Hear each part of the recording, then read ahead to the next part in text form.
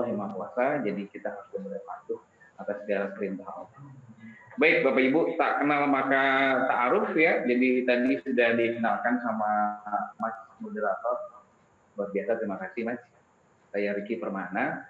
Alhamdulillah saya sejak 2017 ya saya mengumpulkan teman-teman untuk yuk kita sama-sama jangan riba deh, ya. Akhirnya terbentuk komunitas hijrah tanpa riba. Salah satunya tadi Teh Lince itu saya juga luar biasa semangat beliau ya. Ternyata udah 20 tahun di dunia ribawi dan akhirnya alhamdulillah menjadi satu momen yang niat strong way-nya itu keras sekali untuk hijrah gitu. Nah itu Bapak Ibu. Jadi kata siapa sih hijrah itu nggak bisa kok ya. Ini bukan masalah bisa atau nggak bisa, tapi ini cuman masalah kita mau apa tidak mau. Jadi hijrah itu bukan masalah bisa atau tidak bisa, tapi mau apa tidak mau. Seperti tema kali ini, The Power of Hijrah itulah salah satu bukti dari Telince itu powernya begitu powerful sekali, semangat kan.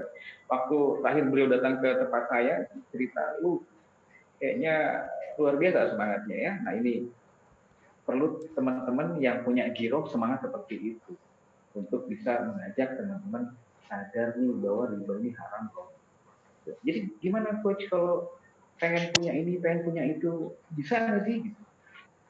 Ya bisa banget, bergantungnya sama Allah kok. Ya malah kaya, bisa dong. Oke, kita coba sedikit bahas ya. Kenapa sih kita mesti hijrah gitu? Oke, kita ke slide berikutnya, Pak. Ya. Nah, Bapak Ibu, kalau diceritakan soal neraka gimana? Aduh, takut ya. Dari mulai SD itu kita belajar yang namanya neraka itu, siapa sih yang mau masuk neraka? Saya ingat kalau Bapak Ibu tahu Muhammad Ali, Muhammad Ali itu luar biasa ya, petinju legendaris.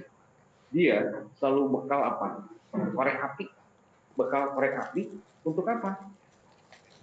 Dia untuk ngebakar kulitnya coba. Sekedar memvibrasikan kalau bahwa api neraka itu jauh lebih dahsyat dibandingin api di dunia. Makanya dia takut sama neraka. Tapi apa kejadian yang banyak dari kita atau di luar sana itu, ya coach saya takut neraka, tapi gimana, jadi banyak excuse-nya, seolah-olah tuh nggak mungkin deh kalau nggak riba gitu, hari gini masa nggak punya utang gitu, nggak lah ya, bisa bismillah kalau Anda niatkan tancap nih, saya selalu sampaikan ke teman-teman kalau punya niat itu mesti kuat yang menancap di dada, harus bismillah. Insya Allah bisa, nggak ada yang nggak bisa. Oke, jadi kalau memang kita takut neraka, ya barengin dengan sikap kita, tindakan kita, takut sama neraka. Jangan kita hanya cuma di bibir doang, takut sama neraka. Begitu, ya. Oke, next Mas. Ini saya bisa sambil diri juga berarti ya. Karena nggak kelihatan muka saya. Oke, nggak apa-apa. Nah, Bapak Ibu, ini kalau bicara kematian lagi. Saya pernah menghadiri takziah kematian putra dari rekan saya, usianya 20 tahunan. Ya, saya juga pernah menghadiri takziah yang usianya 30, 40. Jadi ada juga yang masih anak-anak. Bahwa kematian itu nggak melihat usia, ya. Mau anak kecil, mau dewasa, mau tua, mau muda, tetap akan mati, alias wafat, ya. Terus yang sehat, yang sakit, coba olahragawan loh, baru main futsal loh, ya banyak kejadian begitu, ya. Jadi kematian itu rahasia Allah, dan itulah satu-satunya kepastian di muka bumi ini adalah kematian. Ya benar, cuma kematian yang pasti, cuma kita nggak tahu kapan. Nah akhirnya apa? Kita sibuk nyiapin bukan yang sama yang pasti, gitu. Kita pengen menyiapkan hidup enak, tapi kita melupakan cara mati enak. Begitu Bapak Ibu. Jadi banyak teman-teman kita ya tanpa sadar. Insya Allah kita saling mengingatkan ya. Kita saling mengingatkan bahwa kematian itu dekat. Jadi kalau kita paham bahwa kematian itu dekat, makanya kita akan selalu untuk berbuat baik, takwa dan taat sama Allah. Begitupun dalam mencari harta, yang mencari uang, cari yang halal. Kenapa? Uang dan harta yang kita cari itu yang kita makan. Tahu nggak Bapak Ibu kalau daging yang tumbuh dari harta yang haram itu tepatnya di neraka. Katanya takut neraka. Ya, dan tinggalin aja. Bismillah, hijrah. Bisa ingat Allah itu sesuai dengan prasangka hambanya. Kalau kita yakin bisa, insya Allah bisa. Nah, ini dia. Kalau tadi saya sampaikan, kalau Allah itu sesuai dengan prasangka hambanya. Kalau kita yakin bisa, maka bisa. Aduh coach, saya mah gimana ya? Nanti kalau saya pindah dari sini, saya mau kerja apa? Terus anak-anak mau dikasih makan apa? Terus istri juga gimana? Belum lagi orang tua, itu pusing. Nah itu, jadi kita tuh bawaannya negatif, bisa nggak ya, aduh mungkin nggak ya, khawatir, takut, sanksi. Kalau Allah itu maha kuasa. Iya, yakin nggak sama Allah? Yakin coach. Oh, matahari terbenam, terbit itu karena Allah. Ya, bumi berputar karena Allah. Bayangkan kalau alam semesta ini aja Allah bisa atur ya dengan kekuasaannya. Masa cuma ngebikin Anda untuk bisa makan gitu nggak bisa. Ingat loh, rezeki itu diatur Allah loh. Itu baru makan. Bahkan bukan sekedar makan, Anda mempunyai rumah, mobil, motor, usaha besar. Bisa tanpa hutang, tanpa riba. Bisa banget. Yakin coach? Yakinlah orang saya melakoni kok. Kalau saya bicara tanpa ada bukti, banyak yang bilang coach, teori tanpa bukti itu halusinasi. Benar banget, halusinasi. Kenapa saya bisa ngomong begini? Karena saya melakukannya. Dan saya bisa. Insya Allah kalau saya bisa, Anda juga pasti bisa. Bisa lah ya. Tuh, lihat Teh Lincir itu. ACT Jakarta Utara. Ya, bisa tuh. Itu baru satu orang, belum baik teman-teman yang lainnya bisa kok bisa. Jadi kita tidak boleh buruk sangka sama Allah ya. Ingat loh, tidak boleh buruk sangka kepada Allah. Allah itu maha baik, maha kasih, maha sayang. Ya Allah, ya Allah, guru saya bilang, Kang Riki, Allah itu sayangnya kalau diibaratkan tetes air, itu seluas samudra. Kalau orang tua kita setetes, bayangin orang tua kita yang sudah sayangnya banget begitu, ya cuma setetes. Nah Allah itu sayangnya seluas samudra. Coba bayangin manusia yang luar biasa sekarang dosanya, ya kelakuannya. Bagaimana kalau Allah itu nggak maha sayang, ya sama manusia itu, kita itu udah jadi bubur. Allah tuh udah gemes sama kita itu. Ya, kalau kata lagu Ebit G. Adi itu apa? Ya, mungkin alam sudah murka sama kita itu. Makanya jadi banyak bencana segala macam itu. Ya enggak? Bapak tahu kalau yang namanya riba dan zina sudah menguasai satu negara itu, maka sudah apa ya? Sudah meridoi untuk menurunkan laknatnya Allah. Na'udzubillah. Nah itu, jadi ya jangan bersangka sama Allah. Allah tuh sayang sama kita luar biasa. Luar biasa, makanya disebut maha sayang, maha kasih, maha penyayang. Kan itu udah 99 sifatnya Allah. Gitu ya. Jadi jangan, aduh, kalau saya lagi pusing ini, utang di mana-mana, Allah lagi sebel sama saya. Ya, Allah lagi gemes nih sama saya. Saya lagi, aduh, coach kayaknya lagi dicuci. Kayaknya serba salah ini. Dulu waktu kredit cair, happy kan.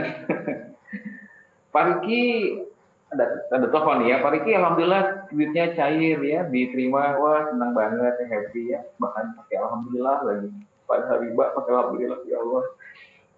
senang ya, tapi setelah udah berjalan setahun, 2 tahun, 3 tahun, macet, baru pusing, udah pusing, baru nyari Allah. Ya Allah, ini kenapa? Ini kenapa? Saya sampaikan, Bapak Ibu, alhamdulillah ya, Allah itu sedang bukan mencuci. Kita tuh lagi ditegur aja kok. Ya, lagi ditegur aja. Kenapa? Karena kita masih dikasih nyawa. Bayangin kalau kita udah berkelang tanah, kok tobat gimana? Gak bisa, gak bisa. Mau tobat gimana gak bisa. Oke, jadi jangan buruk sangka pada Allah. Ya, next. Mas, nanti sedikit dikombinasikan dengan slide atau chat ya. Oke, nah ini slide-nya ini unik. Berangkat sebelum subuh, pulang setelah isya. Ini banyakkan orang-orang yang tinggal di kota metropolitan ya. Bahkan sekarang kalau saya lihat kota-kota di mana aja ini macetnya nggak hanya di Jakarta. Jadi kalau orang bilang wah Jakarta macet, nggak hanya buat Jakarta. Sekarang macet itu di setiap kota. Setiap saya kemana-mana macet. Mau Bandung, mau Bogor, Malang, Jogja, ya, Medan, semua kota macet. Jadi orang berangkat subuh pulang setelah isya itu udah biasa. Dan yang hebohnya, dan yang saya paling gemesnya, udah berangkatnya sebelum subuh. Coba bayangin, kita ngebela-belain sebelum subuh, padahal subuh di masjid luar biasa pahalanya. Ya enggak? Udah dibela-belain, pulang juga setelah isya, Allah di nomor 2-in tuh, boro-boro di nomor 2-in, mungkin di nomor 3-in, nomor 4-in. Ngedulinnya apa? Kerjaan bro, kerjaan ya, deadline, cari uang, banting tulang. Tapi apa? Cuma dapat capeknya doang. Buat bayar apa? Utang, jangan tiba. Nah, kalau buat bayar utangnya, melunasin utang itu bagus lah. Ini riba pula. Itu ya capek dong. Ini loh, sebenarnya agama kita ini agama yang diterima dengan akal sehat kok. Maksudnya diterima akal. Jadi kalau kita merenung, duduk, diam, sambil minum kopi, kayak minum teh, kayaknya berpikir deh. Berpikir tenang gitu ya. Ini yang kita lakukan benar nggak sih? Itu dia. Jadi berangkatnya udah sebelum subuh, terus pulang setelah isya, capek doang, pengen tahajud, buru-buru tahajud, uang sholat 5 waktu aja kadang-kadang kebablasan. Sudah gitu kita minta berkahnya Allah gitu. Udah gitu kita minta rahmatnya Allah gitu. Ngaca ya. Jadi kita harus bisa mantesin diri deh. Nah itu dia. Ada pepatah bijak tuh, kita harus memantapkan diri. Kita udah pantas nggak? Kita banyak menuntut sama Allah. Kita banyak menuntut sama Allah, tapi kita tidak memantaskan diri untuk dikucurkan rahmat dan sayang Allah. Ada yang bilang lagi, coach, itu teman saya, coach. Nggak sholat, coach. Udah gitu juga nggak puasa gitu ya. Tapi sukses tuh. Ya, bahkan ribawi kayaknya happy-happy aja tuh. Ya, kelihatannya di permukaannya. Coba kalau Anda interview dia, tanya dia, pusing. Kemarin tuh Ustaz Fatih di videonya. Semua tuh gaya hidup ya, dengan berhutang gaya hidup. Luar biasa. Akhirnya banyak kejadian yang macam-macam. Kadang saya juga malu gitu. Itu apa? Karena gaya hidup ya. Jadi mementingkan dunianya, dia lupa sama halal haram.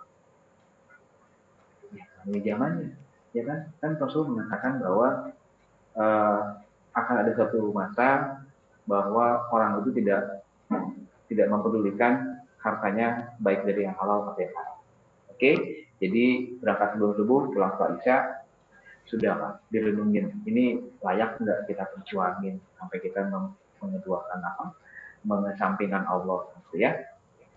Bisa kok berangkat setelah subuh, pulang sebelum isya, ataupun isyanya juga masih di kantor ya tetap isya gitu ya. Tapi tetap bekerja dalam kondisi yang halal. Oke, next. Nah, banyak orang yang ragu mau move ya, alias mau hijrah, bingung. Coach, saya mesti gimana? Saya pengen sih meninggalkan segala sesuatu yang ribawi itu, saya sadar kok, Coach. Tapi rasa, aduh kalau saya ninggalin gimana ya? Kayak tadi tuh saya terangin di awal, buruk sangka itu. Gak masalah bro, kalau harus mulai dari nol lagi, kayak ngisi bensin tuh. Ya kan, kalau ngisi bensin gitu kan, kita dari nol lagi ya Pak, Bu. Apa kita mulai dari nol ya? Atau dari angka nol ya? Tuh, pom bensin aja berani dari nol. Masa kita nggak mulai dari nol? Pak, Bu, dari nol itu enak kok. Serius, Bro. Serius. Suara saya masuk nggak sih? Masuk ya? Oke. Dari nol itu enak. Kadang orang kalau yang belum merasakan ya, ketakutan gitu. Jadi bingung nih misalnya aduh coach ini mobil, jujur coach ini leasing nih riba nih, saya pengen menyelesaikan ini, cuman saya belum ada dana lunasinya, gimana ya coach? Ya kasih aja leasingnya, gak usah repot ya, kasih leasingnya, serahin nih kuncinya gitu ya, kasih. Terus saya gimana coach, saya perlu banget. Nah, ini dia. Kadang-kadang makanya seperti itu. Padahal kan masih punya motor gitu ya. Pakai aja motor. Kalau perlu mobil tinggal sewa. Banyak kok punya mobil. Ya enggak? Apalagi sekarang zamannya udah transportasi online. Nah, macam-macam. Berangkat pakai mobil Xenia, nanti pulang pakai Brio gitu kan. Malah macam-macam mobilnya. Gitu. Ditambah kita bisa berbagi sama mereka. Berbagi apa ya? Berbagi rezeki lah. Jadi nggak perlu banyak orang yang karena gaya hidup aja kok. Ya karena cuma kepengen aja.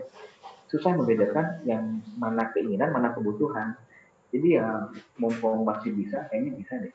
Saya nyicil angka sekian dalam tempo 5 tahun, kayaknya bisa. Atau 4 tahun gitu. Tapi apa nyatanya? Baru jalan setahun, 2 tahun macet, ya kan? Banyak kejadian itu. Dan rata-rata coba tanya aja, itu barang-barang tarikan tuh banyak gitu ya. Nah kalau saya punya teman yang kerjaannya ngambil kendaraan tarikan ya, jadi ngambil motor 100 motor, 50 motor itu dibeli semua yang agak miring gitu ya, sama diperbaiki, jual, itu harganya miring dan luar biasa. Jadi kasihan, kita tuh hanya apa ya, kayak sewa, padahal beli ya nggak gitu. Makanya itu nanti kita bisa belajar gimana caranya. Emang nggak boleh coach, kalau kredit boleh. Kata siapa Islam melarang kredit? Boleh kok. Akad kredit boleh. Ya, beli itu ada dua, ada cara cash, ada cara kredit. Nah cuman masalahnya cara kreditnya ini nih yang perlu dipelajari, karena kalau satu akad ada dua tidak perjanjian itu nggak boleh naruh itu ya. Kan kalau dalam pilihan leasing itu di situ ada sewa, ada asuransi, ya, ada jual beli. Nah, nggak bisa itu. Jadi kalau jual beli kredit ya jual beli aja. Misal nih, ya ini sedikit clue aja deh. Nanti kedepannya kita belajar fikih muamalah ya.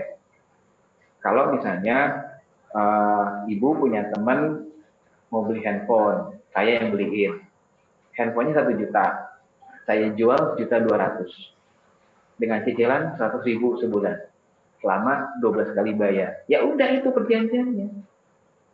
Gak usah ada macam-macam lagi, gak usah ada sita lagi. Loh coach, nanti kalau nggak bayar gimana? Disepakati, kalau nggak bayar gimana? Ya, kan ada ayatnya tuh, kalau nggak bayar, kalau nggak bisa ya dikasih kesempatan sekali, 2 kali, 3 kali. Setelah itu, nah baru tuh diselesaikan, mau dijual bersama, ya kan? Begitu, bukan disita. Oke, nah itu sekelumit bicara soal kredit. Jadi boleh kredit asal disepakati dengan cara baik dan benar ya, sesuai dengan tuntunan Islam. Oke Mas, jadi jangan takut untuk dari nol ya, karena dosa riba. Nah ini Masya Allah dosa riba di Al-Baqarah ayat 278 sampai 279. Ini sering banget saya sampaikan karena ya Al-Quran itu kan udah 1400 tahun lalu ya. Berarti riba itu udah dilarang sejak lama. Coba kita baca sama-sama ya. Hai orang-orang yang beriman, bertakwalah kepada Allah dan tinggalkanlah sisa riba. Apa yang belum dipungut jika kamu orang-orang yang beriman, maka jika kamu tidak mengerjakan atau meninggalkan sisa riba, maka ketahuilah bahwa Allah dan Rasul-Nya akan menahanmu. Astagfirullah. Ibu, coba deh kita duduk. Itu ya, tenang, sambil minum air putih, air teh atau kopi, teruskan Bapak Ibu dan berpikir. Sambil menjamin mata. Kita ditantang perang sama Allah, sama Rasul. Kita ditantang perang sama Allah, sama Rasul. Coba berpikir dengan hati yang jernih. Kita ini lagi stres atau gila ya? Kok nantangin perang sama yang maha kuasa? Kok mau ya kita berperang sama yang menciptakan alam semesta begini? Kenapa? Yakin menang? Allah ya Allah. Tidak. Ya, yang maha kuasa itu Allah. Allah itu karena maha sayang, maha kasih aja masih mempertahankan kita itu. Gitu, jadi nggak akan menang kita perang sama Allah. Ya. Ada yang kelihatannya baik-baik aja, nyaman-nyaman aja. Ya, tinggal nunggu timingnya aja. Oke, tinggal nunggu timingnya aja, tinggal nunggu jatuhnya aja, nanti nyungsep. Istidraj itu lebih parah lagi. Ya, bahkan yang lebih bahaya lagi adalah kalau kita sama sekali tidak paham dan mengertinya setelah di alam sana, udah nggak bisa balik lagi. Ya Allah, balikan saya di dunia, balikan saya ke dunia, balikan saya ke dunia, nggak bakal bisa, Bapak Ibu, nggak bakal bisa. Nggak ada yang namanya hidup lagi tuh nggak. Jadi nggak bisa.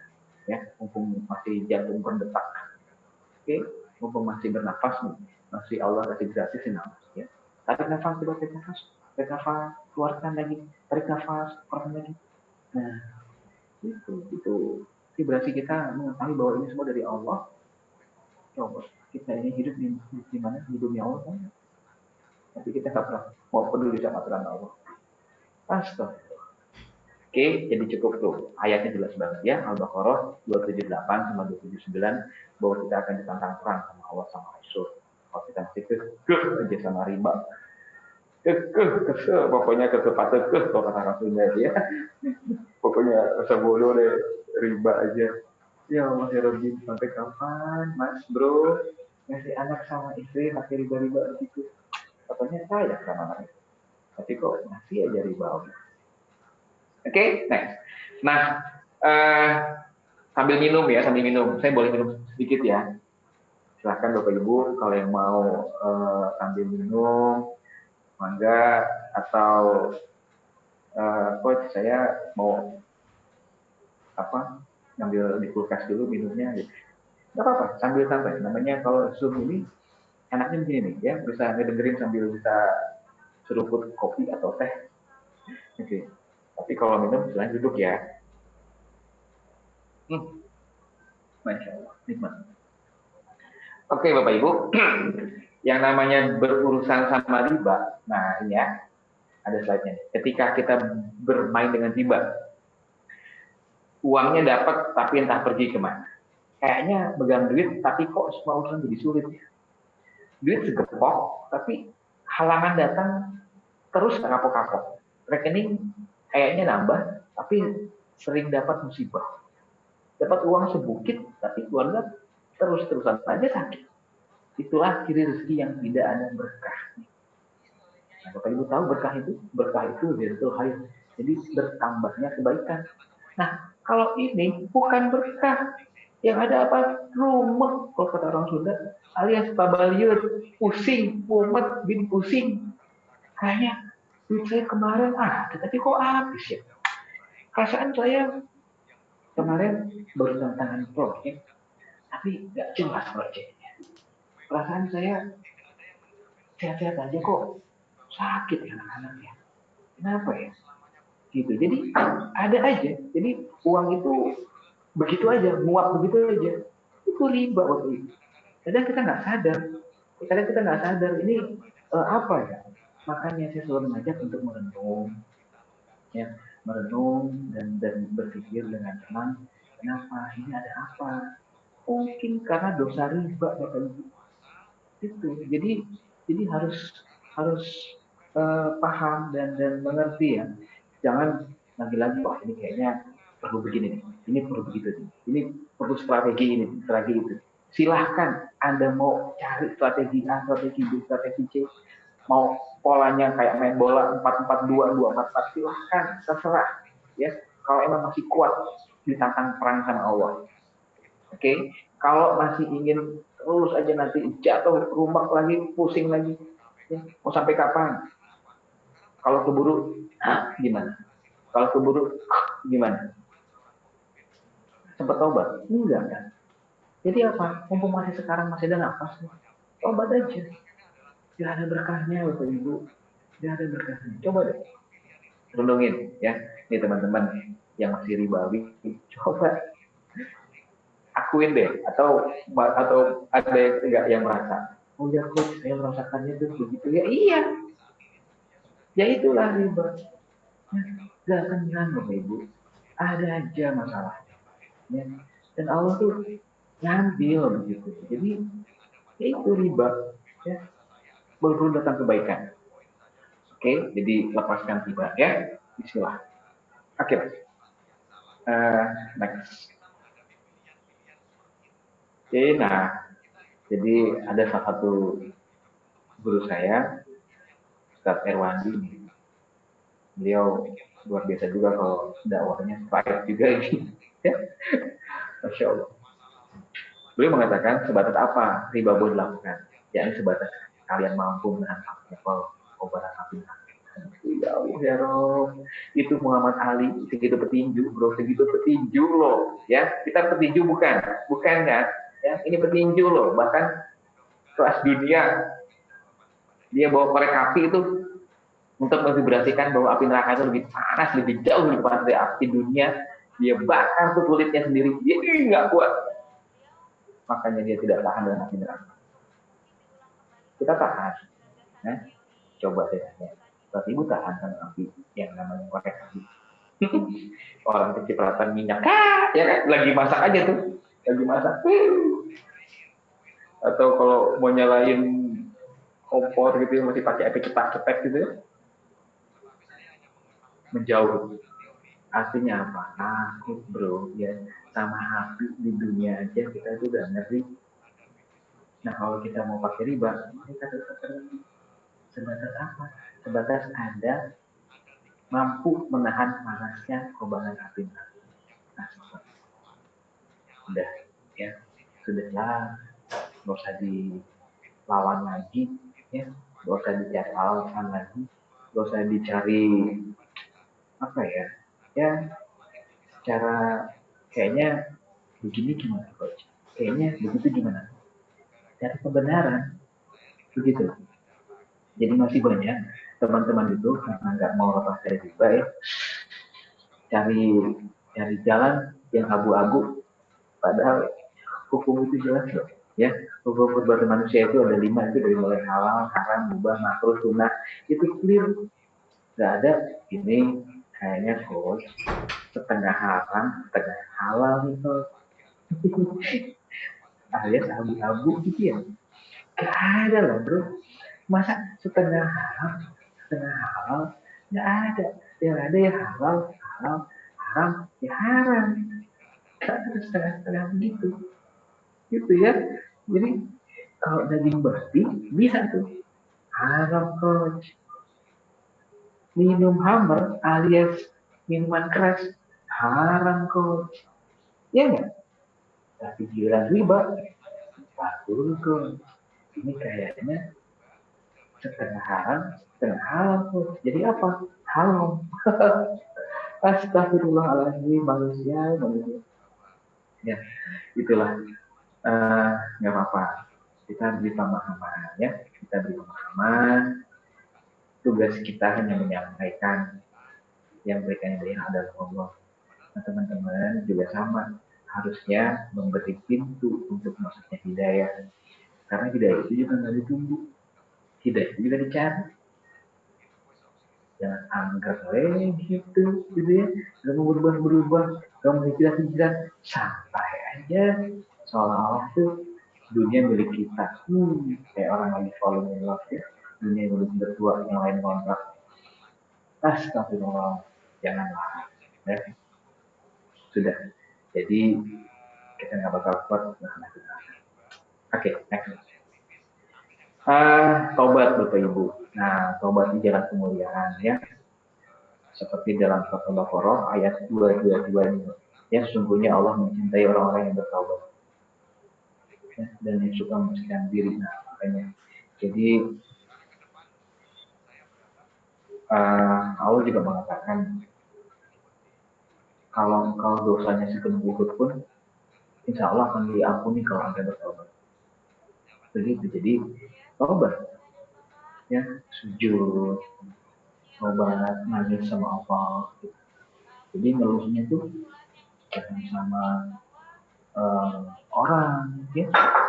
Terus nggak boleh coach, ya boleh aja sih, tapi bagusnya sama mahram ya, nanti jadi curhat, nanti bahaya gitu. Makanya saya sih lebih menjalankan sama Allah aja curhat, ngomong sama Allah, saya tuh paham banget ya Allah, saya tahu ya Allah kalau riba ini haram ya Allah, tapi bagaimana Allah, mampukan saya ya Allah, kuatkan iman saya, kasih solusi ya Allah. Saya tahu Engkau yang Maha Kuasa ya Allah. Hamba mohon sekali bantuan.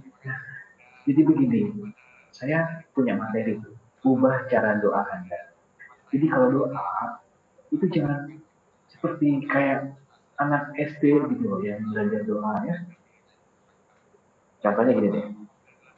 Kalau Bapak Ibu melaksanakan sholat duha ya Allah, kalau rezeki saya masih di atas langit, maka turunkan. Ya Allah, kalau rezeki saya masih di dalam bumi, maka keluarkan. Kalau rezeki hamba jauh, dekatkanlah. Kalau rezeki hamba sukar, maka mudahkanlah. Kalau rezeki hamba sedikit, maka banyakkanlah. Kalau rezeki hamba haram, maka sucikanlah. Nah, itu kan sudah seperti itu, tambah lagi memohon sama Allah. Bapak Ibu, memohon itu menghamba. Jadi, hamba itu apa sih? Hamba itu hamba ya. Jadi, seorang yang betul-betul hina, yang butuh banget bantuan Allah. Saya sering sampaikan, setiap detik itu kita yang butuh Allah, bukan Allah yang butuh kita. Menengadahkan tangan, ya, atau sujud, nangis sama Allah, ngomong sama Allah, minta sama Allah, ya, ya Allah, begitu caranya. Jadi menghamba itu bukan dengan kayak nggak butuh. Jadi Bapak Ibu, sombong itu kan jangan lah ya, Masya Allah. Sombong itu jubahnya Allah. Jadi kita tuh apa sih yang mau disombongin?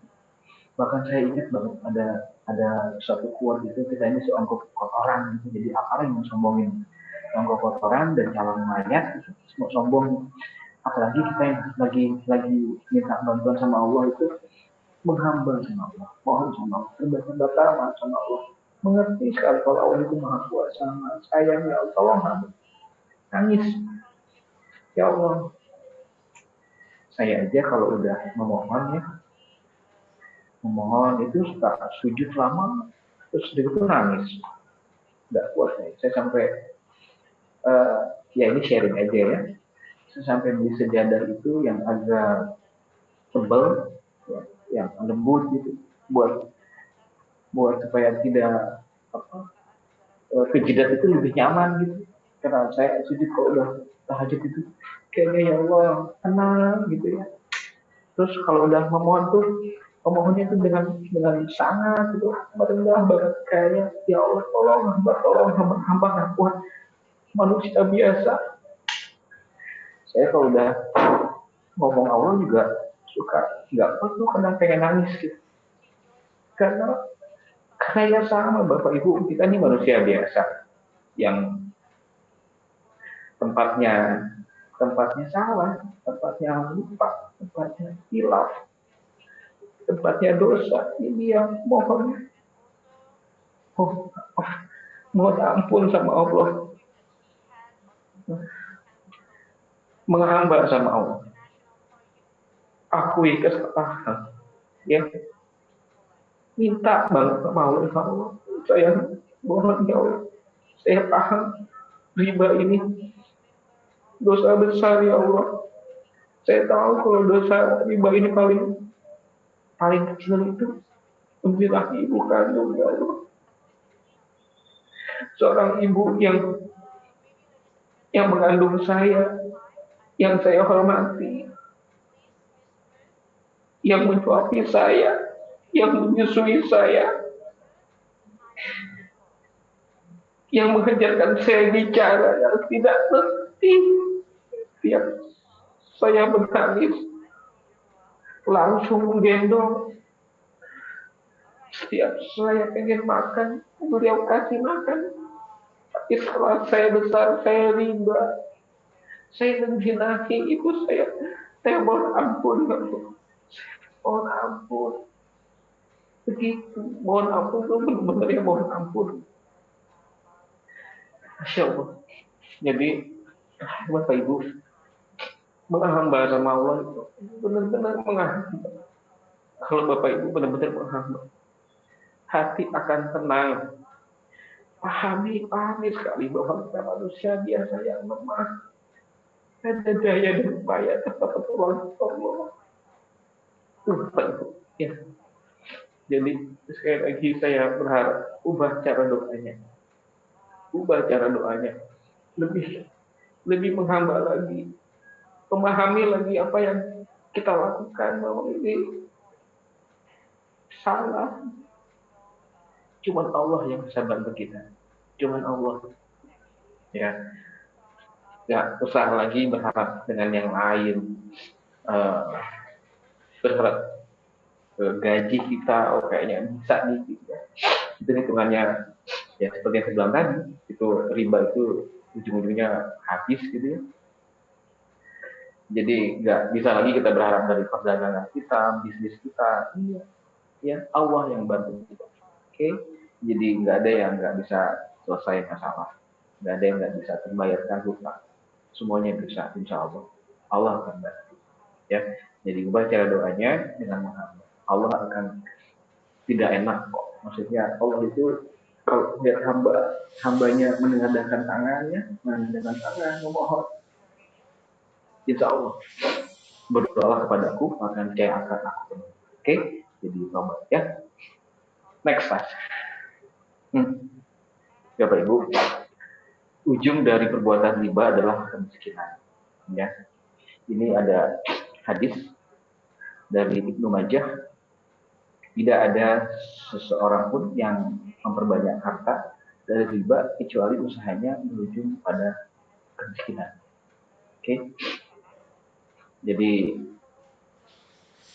itu hadis sahih. Jadi hadis sahih kan berarti Rasul mengatakan apa yang disampaikan Rasul adalah satunya benar. Kita umatnya Rasul, jadi kita harus ikuti.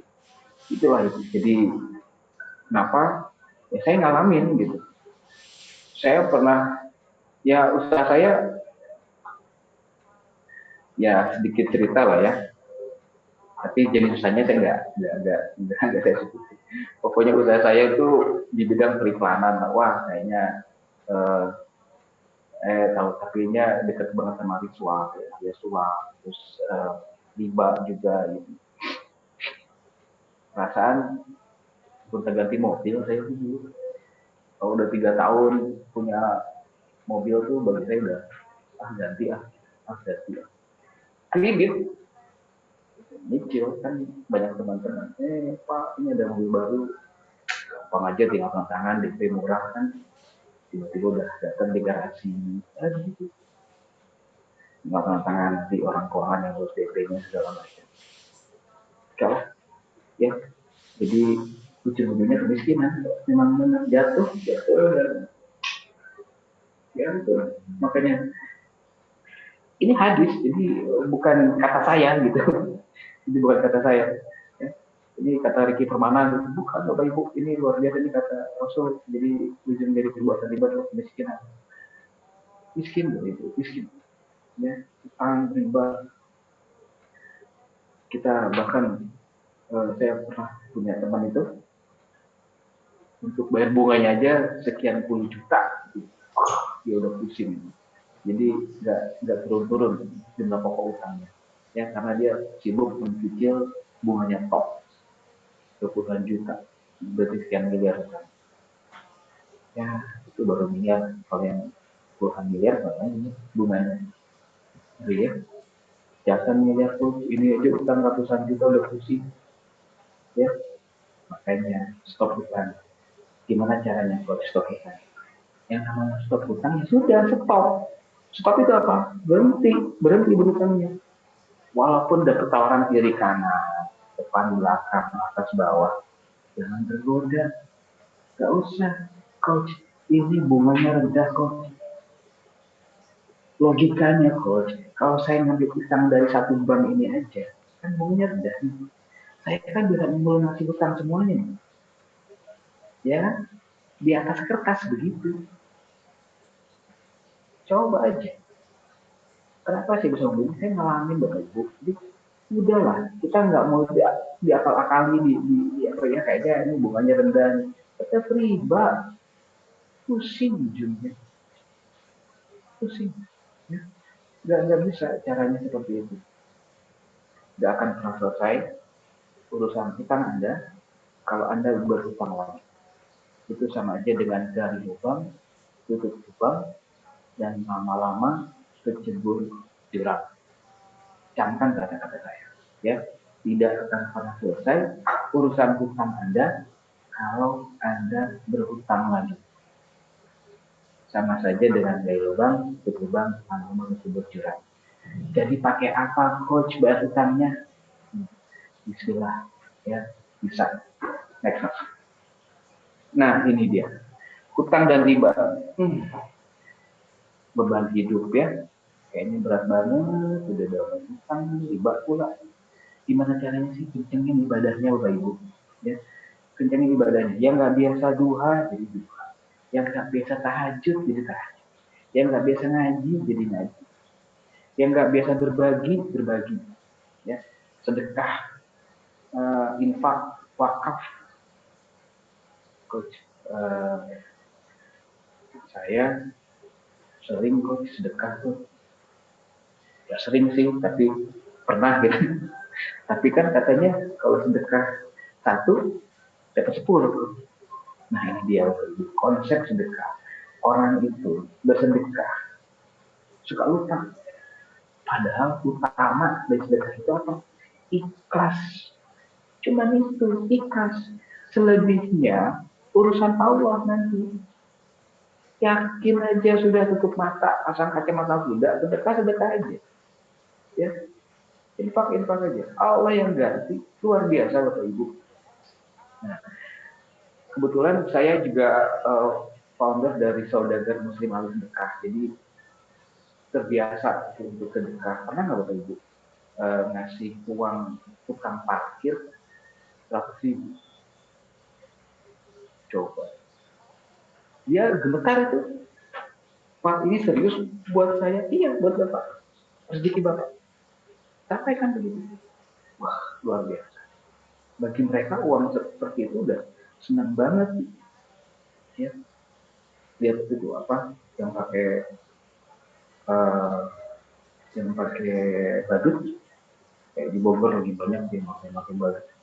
Pernah satu ketika saya ke Cibubur itu, di muka badutnya orang tua, udah tua, kayaknya kasihan gitu ya Allah gitu. Ya, kasih.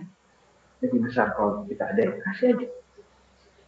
Kadang kalau kita sedekah itu Bapak Ibu, maksudnya kotak amal nih, coba deh kita buka dompet. Di dompet kita ada ratusan, 50 ribuan, 20 ribuan, 10 ribuan, 5 ribuan, kira-kira yang masuk kotak amal yang mana? Cari tuh, cari yang paling kecil kan? Ya paling kecil, paling ringkas. Nah, ya Allah ya Rabbi, ya itulah kita banyak mengatakan kalau sedekah itu berbisnis sama Allah. Nah kalau bisnis sama Allah itu nggak bakal rugi. biasain tuh ngasih tuh sedapatnya gitu. Jadi jangan dilihat, wah udah kalau emang lagi nyambutnya 100.000 ya kasih 100.000. Bahkan kalau bisa divibrasikan apa, diniatin yang lebih besar. Sudah lebih besar aja, kasih yang terbaik aja, kasih sedekah yang terbaik aja. Nggak perlu berpikir lagi, insya Allah ya, ya jangan berharap kalau sedekah itu Bapak Ibu jangan berharap nanti ditambah 10 kali lipat nih, 40 kali lipat nih, 700 kali lipat nih, nggak usah ya.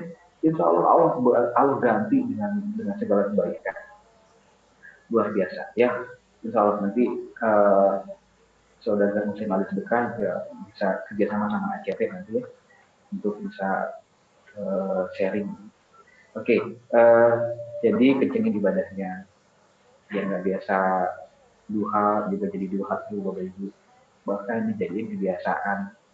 Kalau nggak duha itu nggak enak, nggak nyaman.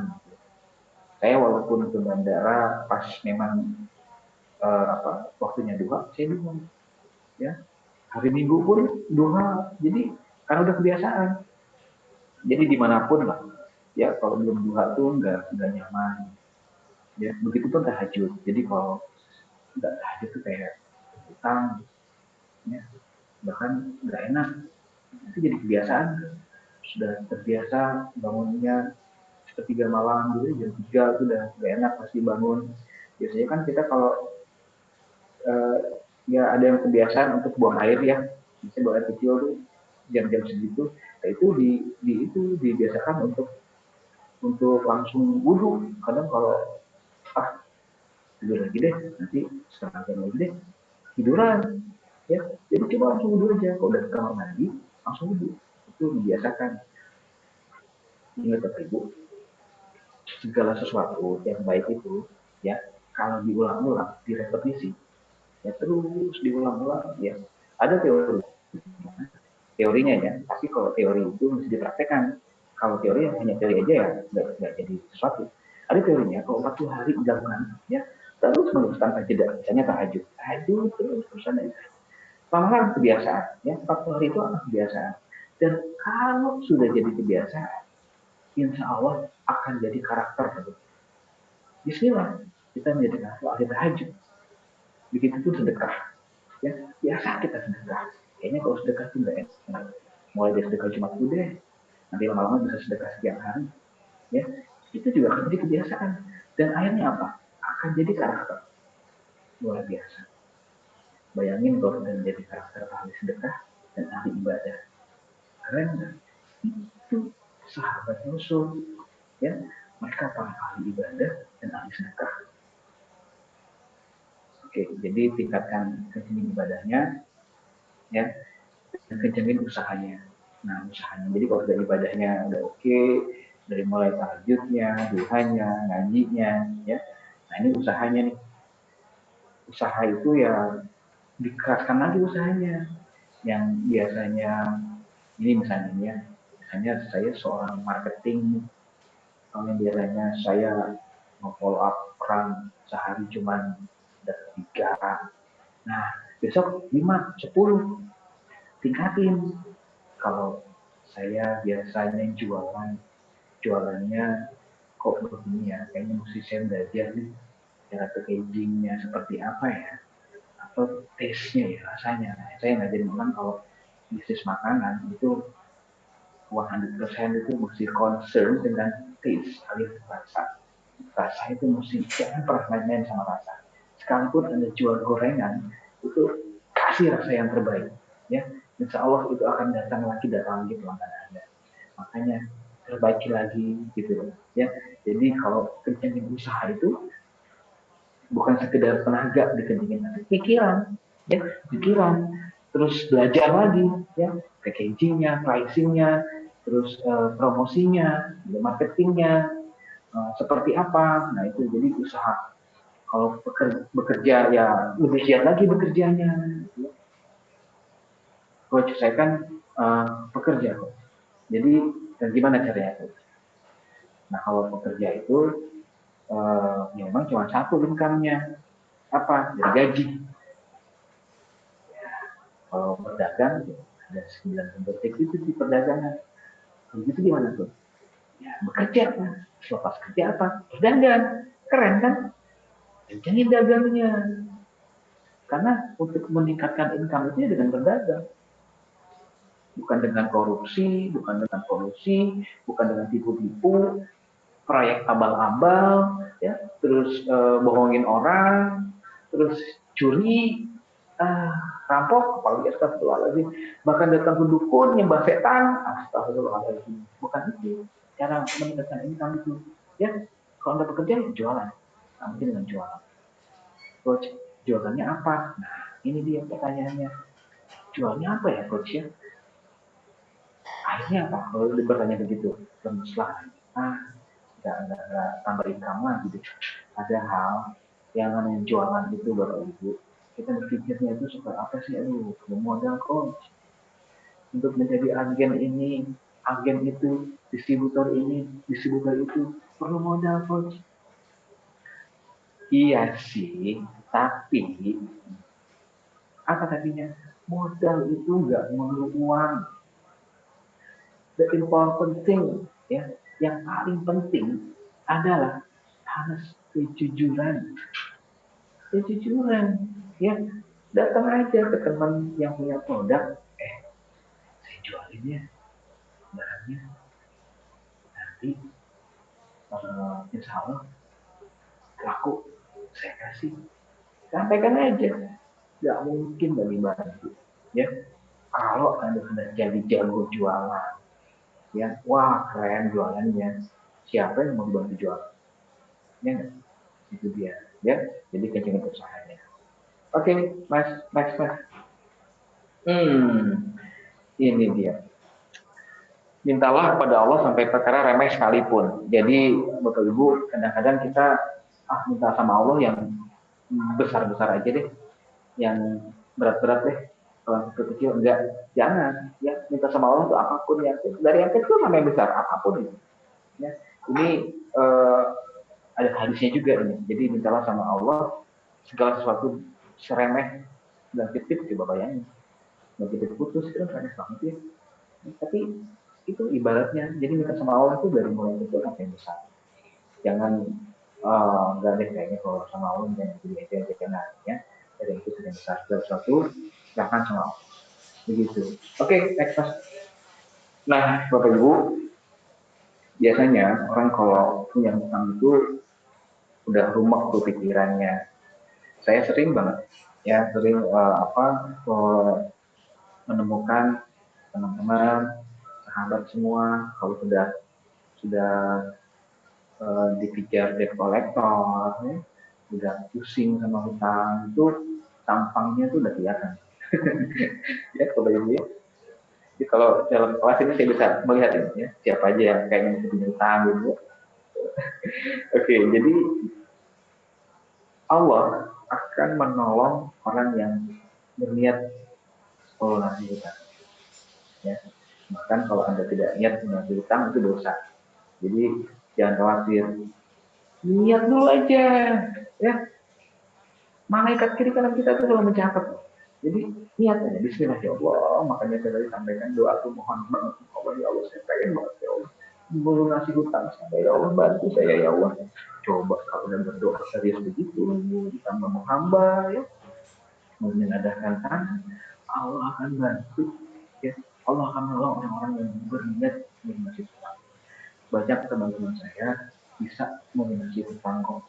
Ada yang 2 miliar, 1 miliar, 12 miliar, bahkan ada yang 26 miliar, lunas, bisa lunas. Ya, apalagi kalau cuma 5 juta, 10 juta, 100 juta, 300 juta, insya Allah bisa lunas. Lunas hutang. Minta sama Allah. Ya. Jadi minta sama Allah bukan nyaranya aja, dari mulai kata dan saja dari mulai yang sampai yang besar, dan Allah akan bantu kita apabila kita berniat melunasi hutang. Niat sama, ya. Jadi niat lunas hutang. Karena ya memang hutang itu membebani. Bahkan hutang itu gelisah di malam hari, hina di siang hari. Bayangin, hutang itu gelisah di malam hari, hina di siang hari. Mau ketemu orang, saya kena hutang ya, pas mau jalan, ada si aduh malu saya masih punya hutang nih. Ya, pokoknya begitu. Jadi hutang itu gelisah di malam hari, hina di siang hari. Jadi sebaiknya dihindari. Ya, dan jangan khawatir kalaupun ada hutang, bismillah, niatkan. Allah akan menolong dan membantu. Yakin sama Allah. Ingat ya, Allah itu sering hutang membantu. Oke, next. Kalau nggak ngutang, lalu gimana coach? Kapan mau punyanya? Mumpung DP-nya lagi promo.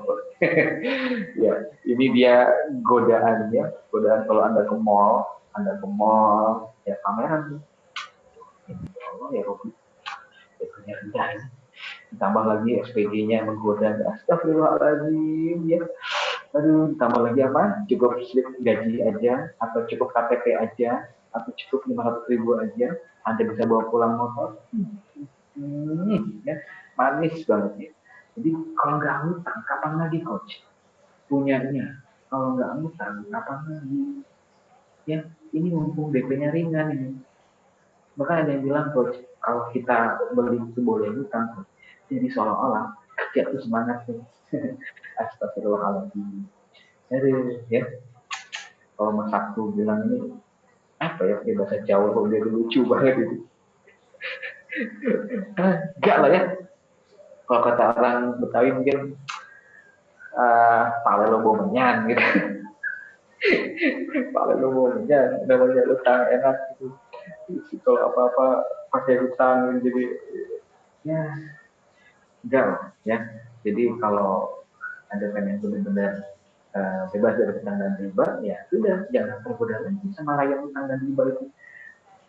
Ataupun apapun lah, mau cicilan rendah kek, mau DP ringan kek, ya nggak usah tergoda lagi. Itu godaan, ya itu godaan. Jadi saya selalu sampaikan ke teman-teman, godaan dari istiqomah aja. Ya Bismillah, nggak usah.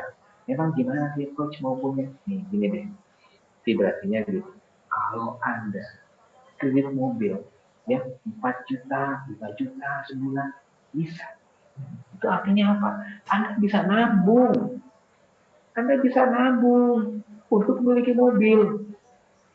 Coach, kan nanti nggak nyampe-nyampe nabungnya. Nah ini nggak diniatin sih nabungnya. Nabungnya diniatin. Ini tuh amal diniatin, semuanya tuh karena niat. Ya, kita kalau nabung itu nggak boleh loh tanpa niat.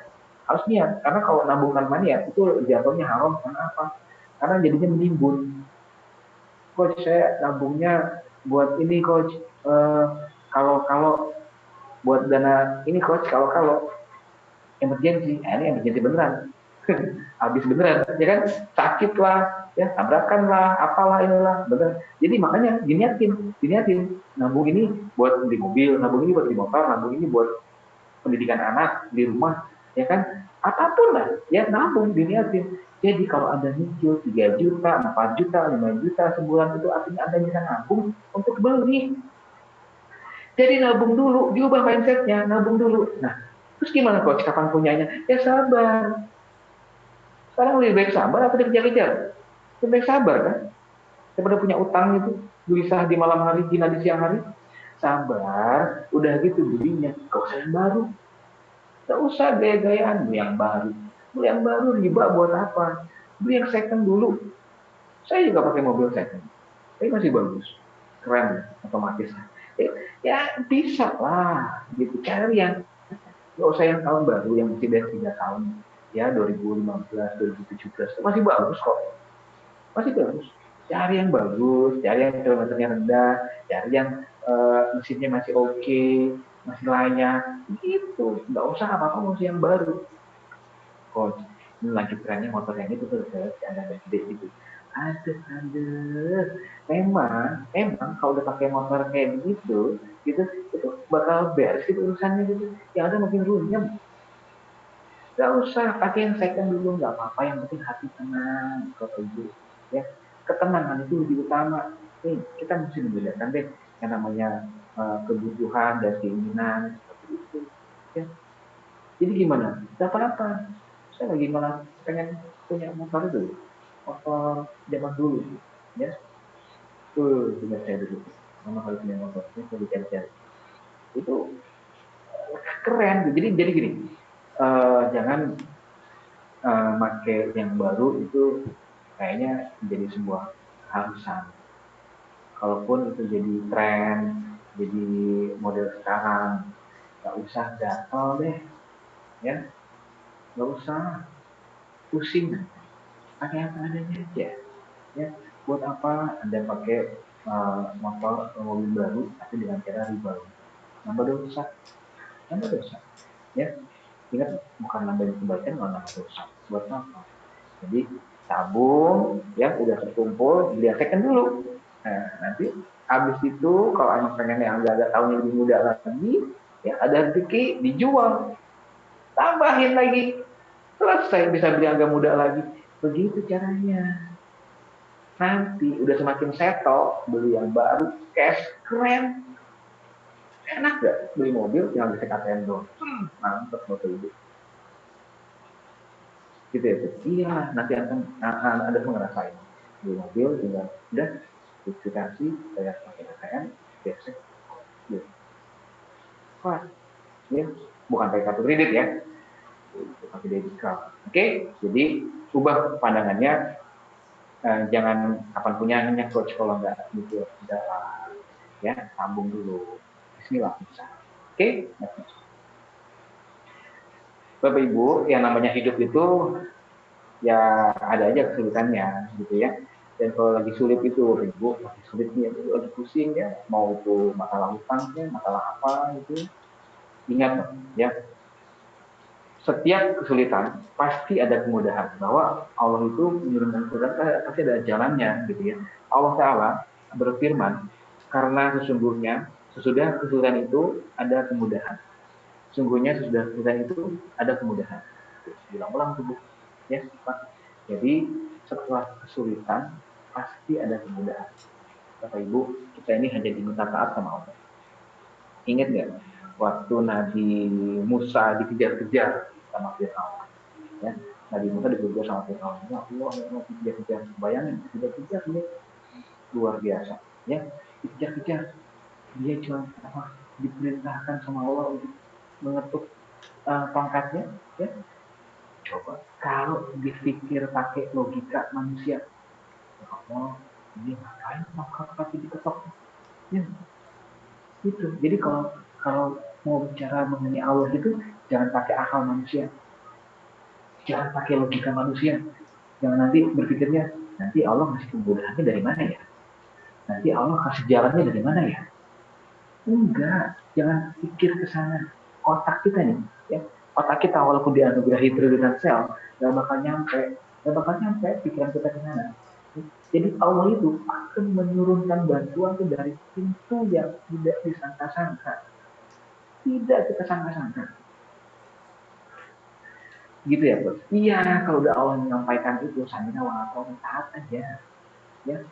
Seperti Nabi Musa itu, ya, udah bayangin dikejar di depan lautan. Kalau akal manusia gimana? Mau nyebrang lautan dari Hong Kong, orang punya sayap gitu terbang gitu, udah kan? Dari apa dong?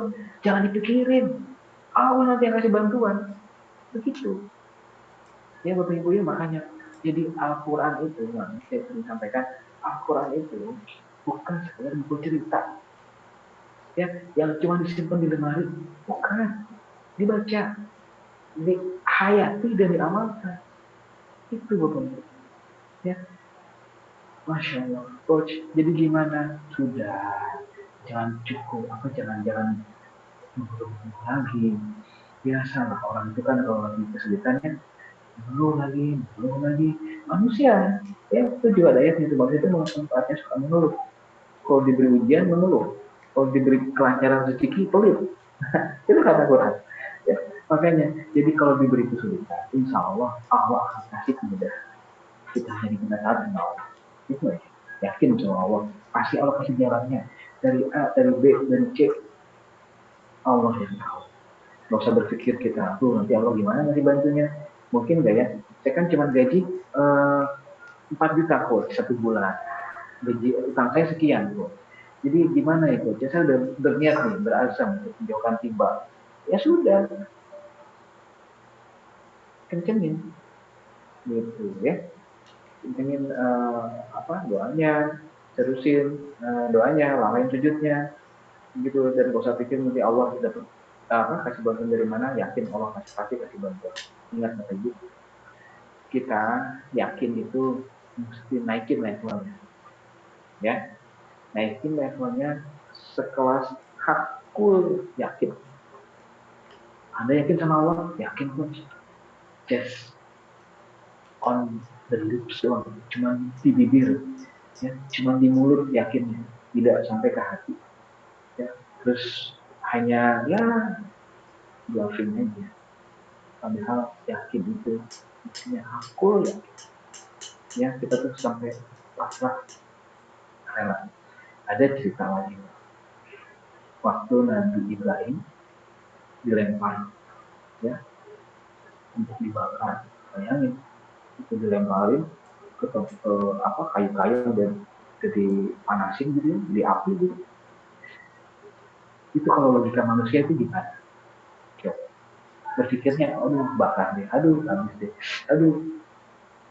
Kan Allah yang maha tahu, Allah yang maha kuasa ya, yang mempunyai kodok dan kodar itu. Kalau kata Allah, wahai api, dinginlah engkau. Dingin dia, bayangin ya. Jadi udah, kalau sama Allah itu sudah lurus aja, ikutin aja ya. Allah, bismillah ya. Oke Bapak Ibu, jadi harus yakin sama Allah, naikin ya. Pesan saya, naikin yakinnya ke level hakul yakin. Bismillah. Nah ini dia, nih Bapak Ibu nih, seru nih bahasannya nih. Sebelum itu minum dulu ya. Yuk Bapak Ibu boleh minum juga ya. Yuk dagang. Nah kalau berdagang gini, sebelum saya ngomong dagang nih, saya punya pengalaman. Banyak orang kalau sudah dibilang dia dagang, coach saya nggak punya pengalaman coach sama dagang, coach kayaknya saya nggak punya ini deh, bakat sama dagang, saya orangnya maunya di belakang meja coach. Saya ini malu coach kalau nawarin coach, susah deh, saya pernah jualan coach nggak laku-laku, saya nawarinnya susah. Ini udah ngebangun barrier, jadi kayak udah apatis, susah deh kayaknya, nggak bisa deh kayaknya, nggak mungkin deh kayaknya. Akhirnya apa? Nggak bisa beneran. Akhirnya apa? Ya nggak jadi beneran. Loh, iya, kan Allah itu sering celaka hambanya. Makanya apa-apa yang baik itu kayak dagang itu, saya sampaikan ya Bapak Ibu, bahwa untuk meningkatkan income Anda, ya sekali lagi saya sampaikan, untuk meningkatkan income Anda itu akan dengan berdagang, jualan, bukan dengan tipu-tipu, kolusi, terus proyek abal-abal, terus nyuri, nyopet, astagfirullah, atau muja setan ya, pesugihan, astagfirullah. Enggak, cuma dagang. Coach, saya nggak bakat kata siapa, belum dicoba kok. Coach, saya sudah coba, cobanya sudah berapa kali, istiqomah enggak ya. Saya pengalaman udah deh ya, ada tuh yang orang accounting sibuk banget accountingnya, yang di belakang meja, tapi udah tahu dunia marketing, asik kan sama marketing begitu ya. Jadi kata siapa kita nggak bisa jualan. Nih saya kasih contoh ya, waktu Bapak Ibu anak-anak main ke rumah saya itu suka begitu, pada main teman-temannya ya, biasanya anak saya juga suka begitu, main ke rumah ini nih ke rumah si A, ke rumah si B, ditawarin main, itu jualan, coach. Iya, mengajak ya, mempengaruhi, itu jualan. Oh itu ya coach, itu jualan. Di saat Bapak Ibu punya teman mengenalkan diri, itu jualan.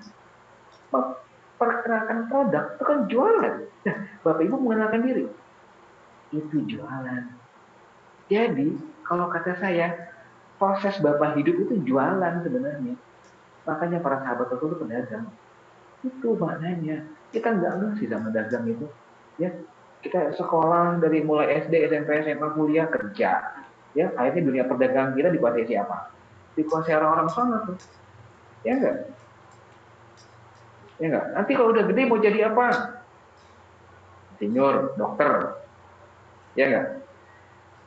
Coba vibrasikan ke anak Anda. Nih, mulai sekarang vibrasikan ke anak Anda. Kalau ditanya, mau jadi apa sudah besar nanti? Mau jadi dokter, Pak? Ya, mau jadi dokter, Pak. Kenapa enggak yang punya rumah sakitnya aja? Keren.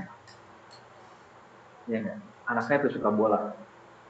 Ya, mau jadi main bola. Saya bilang, kenapa enggak yang punya klubnya aja, punya stadionnya aja? Oh gitu ya? Iya, kan gaji Ronaldo dari dia. Oh gitu ya, Pak? Berarti orang yang punya yang gaji Ronaldo kayak iya. Jadi vibrasikan anak Anda untuk jadi pengusaha, jadi pedagang. Begitu caranya, ya. Jadi harus tuh, karena sekarang dunia perdagangan kita, ekonomi kita dikuasai sama kapitalis itu. Jadi ya kita hanya jadi bangsa konsumen, pembeli aja. Ya, kita bukan jadi bangsa produsen. Kenapa? Karena ya seperti itu kerja, ya bisnis ya Bismillah, ya. Kalau sudah kerja gimana coach? Ya nggak apa-apa, dagang. Boleh coach? Ya boleh, asal selepas jam kerja. Begitu, selepas jam kerja, ya jangan pas di kerjaan dagang, sudah mulai akad itu artinya. Gitu, setelah pekerjaan dagang. Bismillah bisa, ya. Yuk kita berdagang. Tadi apa syaratnya? Bukan modal uang kok, yang utama adalah jujur. Bismillah, kalau Anda jujur, Anda dipercaya, ya banyak orang yang akan ngikutin barang jualannya ke Anda. Apalagi Anda jago jualan, keren banget bro, ya. Bismillah, dagang, ningkatin income. Oke, next. Nah ini dia mindset yang salah. Ya, kebanyakan orang berpikir kalau 25 tahun berbisnis itu waktu yang lama. Padahal ya bekerja 40 tahun itu hanya untuk hidup pas-pasan aja. Tapi rela dilakukan. Nah, kenapa? Kayaknya jadi pengusaha, pebisnis, pedagang, orang masih agak-agak bagaimana? Karena takut gagal. Oke, sekali apa? Takut gagal. Padahal Bapak Ibu, gagal itu adalah modal juga. Buat apa? Kedepannya lebih baik. Dari kegagalan itulah kita belajar. Itu pantang menyerah. Bapak Ibu, orang-orang sukses sekarang itu bisa begitu kenapa? Karena kegagalan. Tanyain deh satu-satu. Gak percaya? Tanyain, ya. Kenapa mereka bisa sukses? Ya, mau Steve Jobs sekalipun tuh almarhum yang punya Apple, ya. Mau Bill Gates yang punya Windows, mau siapa yang sekarang heboh itu orang China itu yang punya Alibaba itu, saya lupa ya. Jack Ma itu juga disebut multimilioner itu. Itu pun dari kegagalan. Ya, saya pernah nonton film Ferrari dan Ford. Itu bagaimana Ferrari dan Ford itu karena kegagalan. Ya, semua karena kegagalan. Jadi jangan berpikir, aduh nanti gagal coach, nanti kayaknya rugi coach. Ya, semuanya itu bisa dipelajari. Kegagalan itu modal utama untuk maju. Oke, bismillah, jangan takut gagal. Ya, terus kalau rugi gimana coach? Diminimalisir. Pakai apa? Semua kita punya akal pikiran, kita punya pengalaman gagal ya. Dicatat. Makanya sebenarnya dicatat apa-apa itu ya. Jadi dicatat supaya kita meminimalisir apa-apa yang menjadi kegagalan kita. Hingga ke depan kita tidak kesalahan. Oke? Oke, dagang ya. Next one. Nah, sedekah Bapak Ibu, kita udah Kalau sudah dagang ya, menjadi pengusaha dan berhasil ya, jangan lupa sedekahnya. Memang coach sedekah itu nunggu berhasil ya? Ya enggak juga ya, jangan nunggu berhasil. Bahkan teman saya Kang Dewa Eka Prayoga, insya Allah untuk kajian sukses sama dia, itu beliau tuh nyaranin sedekah brutal karena beliau punya pengalaman waktu beliau sakit itu dia punya uang malah disedekahin semua ya. Jadi luar biasa, ini sedekah ya, sedekah aja. Jadi sedekah itu uh, perlancar rezeki kita. Jangan sedekah, kalau sedekah Bapak Ibu, sedekah di saat lagi ada itu biasa, itu mudah. Tapi sedekah di saat tidak ada itu luar biasa. Aduh coach, saya yang ada aja kalau lupa sedekah, misalnya, astagfirullahaladzim, jangan ya. Jadi kita mesti menumbuhkan berbagi mental, berbagi kita itu tinggi. Kenapa saya bentuk smash itu ya, saudara muslim sedekah, saya tuh terinspirasi sama sahabat-sahabat Rasul. Saya membayangkan bang, kalau kita menjadi pribadi yang ahli ibadah, sedekah seperti sahabat Rasul luar biasa ya. Ya, Islam di zaman beliau itu, ya Rasul diangkat menjadi Muhammad diangkat menjadi Rasul itu di usia 40 tahun. Beliau wafat sekitar 63 tahun, bayangkan, cuma 23 tahun, tapi Islam begitu menyinari dunia. Ya, dari Romawi sampai Persia. Kenapa? Karena beliau mempunyai sahabat-sahabat yang luar biasa. Yang mempunyai mental-mental yang luar biasa. Bayangin, Bapak Ibu tahu kisahnya Abdurrahman bin Auf? Bagaimana Abdurrahman bin Auf hijrah ke Madinah. Hijrah ke Madinah, beliau disamperin sama kafir Quraisy. Wahai Abdurrahman bin Auf, kalau Anda ingin pergi menyusul Rasulmu, menyusul Nabimu, silahkan. Ya, tapi hartamu saya sita. Ya, coba mental para sahabat bagaimana? Dia kasih. Ya, dia kasih kuncinya, bahkan ditunjukkan hartanya di mana. Dan Abdurrahman bin Auf ke Madinah nol besar, modal nol besar. Bayangin, nol besar. Ya, sampai di Madinah dipersaudarakan sama sahabat Rasul di sana. Ya, Abdurrahman bin Auf. Nah, saya tahu Anda saudagar kaya di Mekah dan Anda kesini tidak punya apa-apa. Kalau Anda pengen harta, maka setengah hartaku akan aku kasih ke Anda. Bayangin Bapak Ibu, kalau kita lagi nggak punya uang, ya nggak punya uang, nggak punya apa-apa, ditawarin harta atau duit sebanyak itu, kita bagaimana? Ya Allah, ya Rabbi, terima kasih ya Allah, ya Allah. ya Allah, Engkau maha baik ya Allah, Engkau tahu banget ya Allah. Ya, bahwa hamba lagi yang nggak ada duit ini tiba-tiba dia nawarin duit, rezeki banget, rezeki nombok. Coba, mental kita seperti itu kan? Astagfirullahaladzim. Bagaimana mental sahabat? Tidak, wahai sahabatku, terima kasih. Cukup tunjukkan di mana pasar. Itu mental sahabat. Nah, itulah yang saya pengen tumbuhkan ke sahabat semua. Di saudagar muslim ahli sedekah itu untuk bisa mempunyai mental sahabat. Ya, kalau HTR Hikdatan Pariba, ya teman-teman yang lagi berjuang menghadapi riba, nah di saudagar muslim ahli sedekah ini buat teman-teman yang ingin menjadi ahli sedekah. Bismillah, ya. Jadi sedekah, yuk sedekah itu jangan di saat lagi ada aja, bisa susah juga sedekah. Coach, sedekah kan senyum juga sedekah. Iya sih, senyum juga sedekah mas bro. Tapi apa mau senyum terus sedekahnya? Gak malu tuh, ya kan?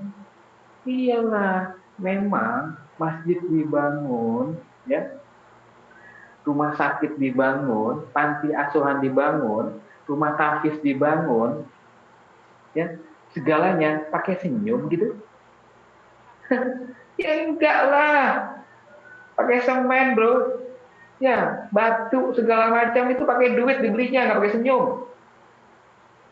Kalau gitu apa ya, punya duit dong, gimana berdagang. Jadi saudagar yang kaya, tapi kayanya kaya seperti sahabat. Gimana kaya seperti sahabat? Kaya yang hidup sederhana, Tapi punya iman dan taat yang kuat, yang punya mental pejuang. Itu kalau orang kaya pakai mobil mewah itu biasa. Tapi orang kaya hidup biasa-biasa aja. Itu luar biasa. Oke? Gitu Bapak Ibu ya. Kita sedekah ya. Next Mas. Sedekah. Nah, ini juga sedekah lagi ya. Jadi kenapa saya menggalakkan sedekah? Karena saya merasakan banget sedekah aja deh. Sudah sedekah ya. Insya Allah sedekah itu menaungi kita di alam sana nanti, di alam yang lahir, di ruang kita di sapan gitu ya. Itu orang-orang yang sedekah itu akan diayomi, diteduhkan. Oke, dan sedekah itu juga memperlancar rezeki kita, ya, menolak bala itu sedekah. Jadi sedekah ya. Jadi jangan pelit. Ingat ya Bapak Ibu, segala sesuatu, ya sekalipun apa yang kita pakai itu akan diminta pertanggungjawaban. Sekalipun lembar baju ini, ya makanya Bapak Ibu kalau punya di lemari itu, wah ini jarang dipakai nih, sumbangin, jangan yang udah jelek ini sumbangin, ya yang udah nggak layak pakai disumbangin, yang masih sekali 2 kali pakai ini jarang sumbangin, begitu caranya, ya. Beli celana, berarti mesti keluar celananya, beli baju berarti mesti keluar bajunya, begitu, ya jangan ditumpuk di lemari, mubazir, ya ini Pak, mubazir itu cuma setan. Oke, jadi sedekah, ya punya mental sedekah, harus sedekah. Ya kalau Anda punya mental sedekah, juga Anda akan menjadi apa ya? Menjadi seseorang yang mempunyai jiwa sosial yang tinggi. Gitu. Biasanya orang-orang itu adalah orang yang dekat sama Allah, gitu, ya orang yang apa ya? Bukan mudah menangis sih, kayak mudah membantu orang, ya sering iba, gampang ibanya, gitu Bang Ibu ya. Dan menangis itu adalah melembutkan hati. Jadi jangan gengsi, coach. Saya gampang menangis, malu coach. Gak apa-apa, nangis lah. Ya, kita ini manusia biasa yang lemah kok. Dan Allah menganugerahi tangisan itu untuk meringankan beban kita. Karena penelitiannya, orang yang menangis akan bebannya itu 50% meringankan bebannya. Jadi menangis. Nah, masalahnya nangisnya itu bagusnya yang sejadah, ya. Pas kita memohon sama Allah itu menangis, ya. Lagi berdoa menangis, lagi sujud menangis, ya. Menangis. Nah, karena menangis itu membuat hati. Menangis ya. Itu saya alami juga bagaimana cara kita untuk membuka hati dengan menangis. Dengan kita banyak menangis, insya Allah hati kita akan lembut. Rasul pernah bilang begini, kalau Anda mengetahui apa yang saya ketahui, maka niscaya engkau akan sedikit tertawa dan banyak menangis. Ya iyalah, wajar Rasul mengatakan demikian. Beliau kan ditrajkan, ya, dilihatkan misalkan seperti apa, umatnya seperti apa, ke depannya, segala macam. Makanya beliau banyak menangis. Saya pernah tuliskan itu bagaimana apakah kita layak jadi umatnya Rasul. Sedangkan Rasul sendiri sampai akhir hayatnya beliau selalu mengingat umatku. Tapi kita sebagai umatnya apa yang kita sudah berbuat untuk agamanya yang Rasul bawa? Apa yang kita buat untuk ajaran Rasul yang Rasul bawa? Coba. Kita masih sibuk mikirin utang, riba, kapan mau bermanfaat umat? Kita masih sibuk ngurusin utang, riba sama diri sendiri, kapan mau bermanfaat buat umat? Itu dia. Ya Bapak Ibu, jadi jadilah orang baik, karena sebaik-baiknya orang adalah orang yang bermanfaat buat umat. Jadi ya makanya sekarang sedikit-sedikit lepasin dari utang ribanya, ya.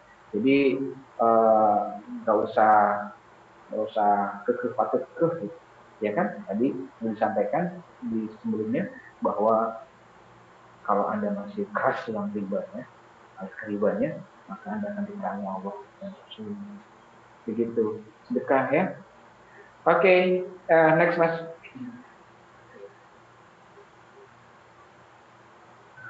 Habis ya. Di ya, ini foto saya. Baik, hidup itu perjalanan Bapak Ibu, ya, dan perjuangan juga cobaan. Jadi kuncinya adalah sabar. Jadi kalau Anda lagi berjuang menghadapi atau melunasi hutangnya, maka sabar, ya. Kalau Anda sedang lagi ada sesuatu yang ingin diniatkan, maka sabar. Sabar itu obat dari segala masalah. Sabar itu tidak ada batasnya. Karena kalau Anda mengatakan, Coach, sabar, saya sabar Coach, tapi sabar itu kan ada batasnya tuh. Tidak. Maka Anda tidak orang yang sabar. Karena sabar itu tidak ada batasnya. Lalu sampai kapan Coach saya harus bersabar? Sabar sampai kaki Anda menginjak jannahnya Allah. Masya Allah. Ya. Jadi apa? Sabar sampai Anda menginjakkan kaki di jannah Allah. Bapak Ibu, tepat jam 11 ya. Lumayan juga ya. Oke, jadi alhamdulillah luar biasa, semua karena Allah, dan apa-apa yang saya sampaikan semoga bermanfaat. Segala sesuatu yang baik itu datangnya dari Allah, dan yang salah itu dari saya sebagai manusia biasa. Itu saya mohon maaf apabila dalam penyampaian saya ada salah-salah kata yang mungkin menyinggung hati ibu dan bapak. Saya sekali lagi untuk dibukakan pintu maaf yang sebesar-besarnya. Oke, demikian dari saya. Nanti kita bisa ketemu lagi di Zoom berikutnya, karena saya sudah komitmen sama teman-teman ACP untuk bisa kontribusi, ya, mengkontribusi waktu dan ilmu saya untuk kebangkitan umat.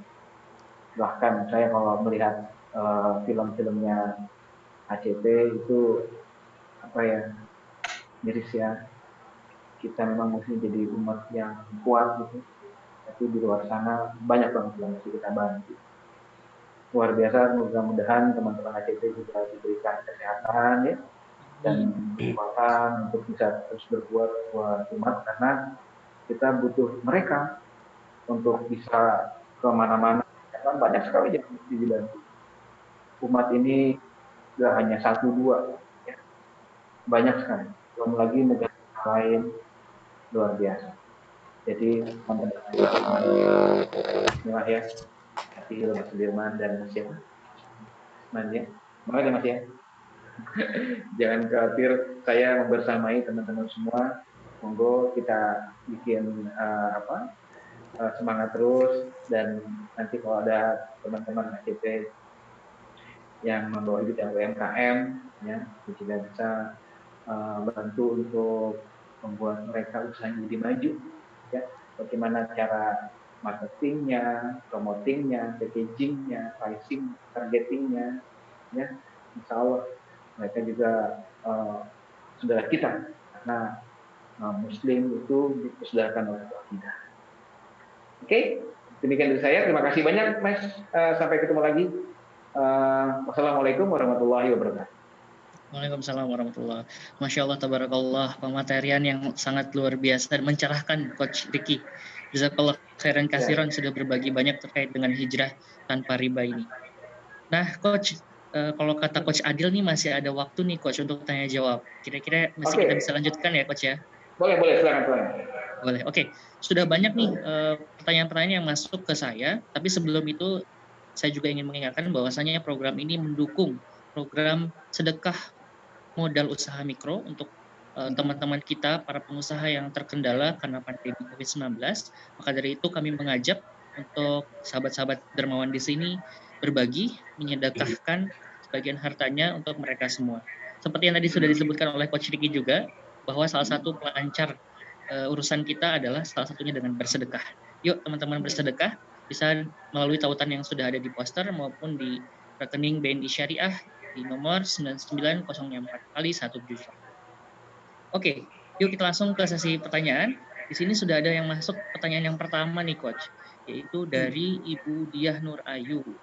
Assalamualaikum Coach, izin bertanya, kalau untuk kaum muda zaman sekarang, rasanya agak sulit jika ingin membeli rumah tanpa dicicil, yang sebenarnya pakai bunga. Untuk bisa bayar lunas, kayaknya berat banget. Adakah tips buat kami kaum anak muda yang di bawah umur 30 tahun yang pengen beli rumah? Jazakallah khair kasiran. Nah, ini menarik Coach. Anak muda pengen punya rumah tapi nggak mau nyicil. Gimana tuh? Iya, Gimana keren. Coach? Oke. Alhamdulillah, luar biasa. Masih muda tapi punya keinginan untuk punya rumah. Bagus. Nah, seperti yang saya sampaikan tadi bahwa pertama sujud sama Allah, minta sama Allah. Ya Allah, saya pengen banget punya rumah ya Allah. Dan saya mengajarkan juga untuk luaskan niat. Ya Allah, kalau saya punya rumah, ya kan untuk lebih taat, ya. Jadi niatkan tahajudnya akan lebih kenceng, duhanya nggak akan terlalu lupa, ya. Berbaginya, pokoknya itu. Jadi banyak orang, apalagi anak muda ya, kayaknya kalau pengen punya itu jadi cepat-cepat. Maunya lebih gampang, maunya instan. Jadi akhirnya apa? Kecicilan, dan bilangnya seperti tadi, kayaknya nggak mungkin, kayaknya susah deh kalau untuk era sekarang punya rumah tanpa nyicil. Begini, menyicil itu boleh, ya, asal jangan pakai bunga. Kalau gitu gimana kok caranya? Ya nyicil ke developernya, tanpa nggak pakai bunga. Bapak Ibu tahu nggak? Sekarang itu banyak developer yang bisa nyicil langsung ke developernya. Bahkan sekelas pengembang besar.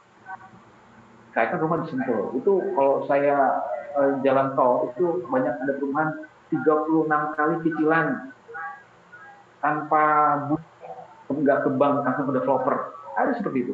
Ada yang sampai 50 kali.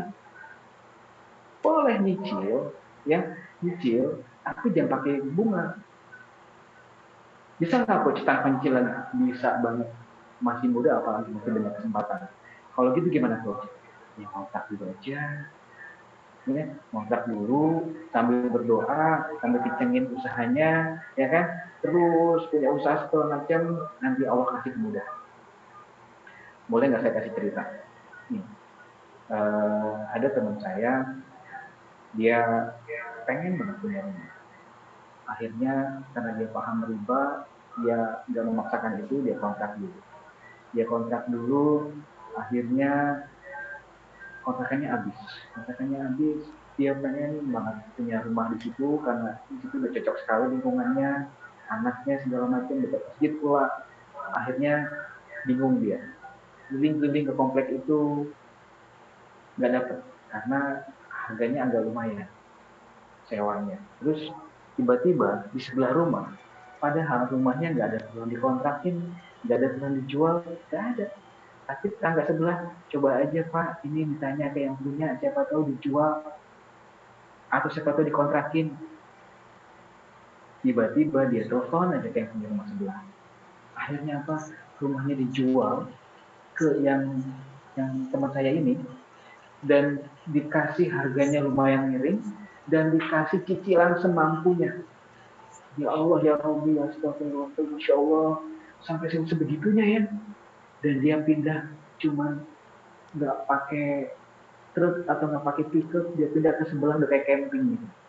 Oh, sebelah rumah doang pindahnya. Nah, artinya apa? Nggak ada yang nggak mungkin bagi Allah. Ya, semuanya mungkin. Jadi yang utama adalah tingkatkan iman dan takwa. Itu ibadah, kencengin segala macam, dua baru usaha. Nah, banyakin pergaulan segala macam, insya Allah bisa punya rumah tanpa riba. Kalau mau nyicil, mangga silahkan, tapi jangan pakai bunga, ya. Kalau bisa, nyicil itu jangan lama-lama. Misalnya 12 kali, 24 kali. Kalau gitu gede dong, coach. Ya, kita mesti punya income yang besar.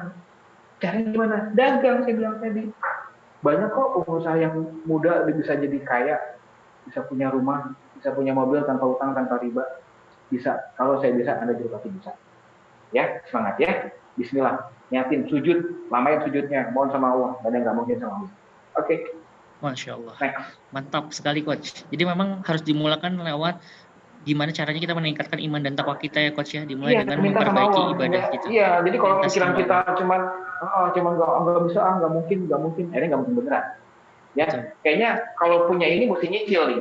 Kayaknya punya ini mesti leasing nih, mesti ini. Ya, akhirnya yang keluar leasing beneran, yang keluar utang beneran. Ya, gimana kita aja?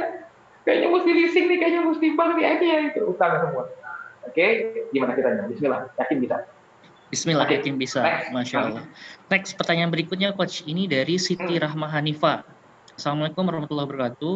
Jazakallah khairan katsiran Coach Riki. Luar biasa, sangat mencerahkan. Izin bertanya Coach, bagaimana pendapat Coach mengenai pembiayaan syariah yang ternyata nggak sepenuhnya syariah, seperti KPR syariah, leasing syariah, sampai kartu kredit syariah. Di satu sisi, teman-teman ekonomi syariah banyak yang berjuang untuk mengkampanyekan hal-hal ini, memperbaiki kekurangan-kekurangannya dan lain-lain. Tapi di satu sisi kita pun menyadari bahwa apa yang disajikan saat ini masih bercampur baur antara yang syariah dengan yang konvensional. Nah, mohon pencerahannya Coach. Jazakallah khair. Luar biasa, Masya Allah. Itu udah jawaban sendiri itu sebenarnya. Ya karena memang banyak teman-teman dari syariah yang tidak murni syariah gitu. Jadi ya ini keterkaitannya sama sebuah sistem dan kelembagaan ya. Mohon maaf saya mesti lihat hati-hati. Jadi ya memang tidak murni syariah. Jadi sebaiknya jangan. Coach, ini bank syariah, Coach. Iya, bank syariah. Tapi kalau tidak murni syariah gimana? Jangan. Ya, saya ngalamin sendiri kok. Saya pernah kredit di bank syariah. Ya kan, jadi sudah 4 tahun cicil dan kurang jumlah utangnya. Ya, dan kalau Bapak Ibu begini, Islam mengajarkan gimana sih caranya kalau mau punya modal, kalau supaya nggak ke bank, bersirkah, kerjasama. Nah, kerjasama ya, bersirkah ini kan kerjasama.